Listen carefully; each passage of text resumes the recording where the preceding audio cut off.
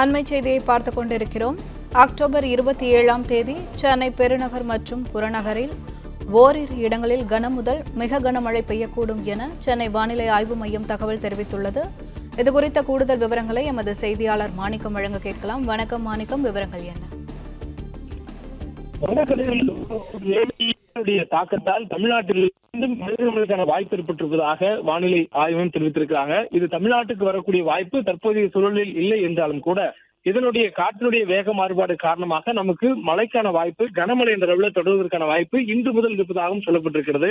இன்றைய தினம் தமிழ்நாட்டில் டெல்டா உள்ளிட்ட 6 மாவட்டங்களில் கனமழைக்கான வாய்ப்பு இருப்பதாக வானிலை ஆய்வு குறிப்பிட்டிருக்கிறாங்க.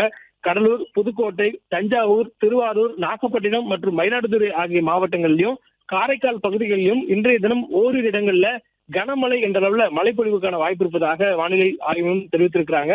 நாளை தினம் 3 மாவட்டங்கள்ல கனமழைக்கான வாய்ப்பு இருப்பதாக சொல்லப்பட்டிருக்கிறது.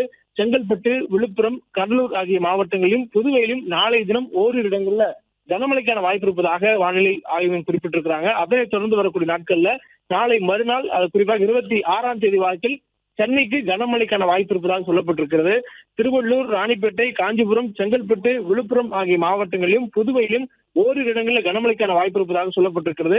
26ஆம் தேதி சென்னைக்கு கனமழைக்கான எச்சரிக்கை கொடுக்கப்பட்டிருக்கூடிய சூழல்ல 27ஆம் தேதி அதாவது புயல் உருவாகக்கூடிய அன்றைய தினம் தமிழ்நாட்டில் 3 மாவட்டங்களில் மிக கனமழைக்கான வாய்ப்பு இருப்பதாகவும், வேலூர், ராணிப்பேட்டை, திருவள்ளூர், சென்னை, காஞ்சிபுரம், செங்கல்பட்டு மாவட்டங்களில் கனமழையும், ராணிப்பேட்டை, திருவள்ளூர், சென்னை மாவட்டங்களில் மட்டும் ஓரிரு இடங்கள்ல மிக கனமழை என்ற அளவில் 12 சென்டிமீட்டருக்கு அதிகமாக 20 சென்டிமீட்டர் வரையிலும் ஓரிரு இடங்களில் மிக கனமழை பெய்யக்கூடிய வாய்ப்பு இருப்பதாகவும் வானிலை ஆய்வு மையத்துடைய அறிவிப்புல சொல்லப்பட்டிருக்கிறது. அதனைத் தொடர்ந்து புயல் உருவான அடுத்த தினம் திருவள்ளூர், ராணிப்பேட்டை ஆகிய 2 மாவட்டங்களில் மட்டும் கனமழைக்கான வாய்ப்பு இருப்பதாக சொல்லப்பட்டிருக்கிறது.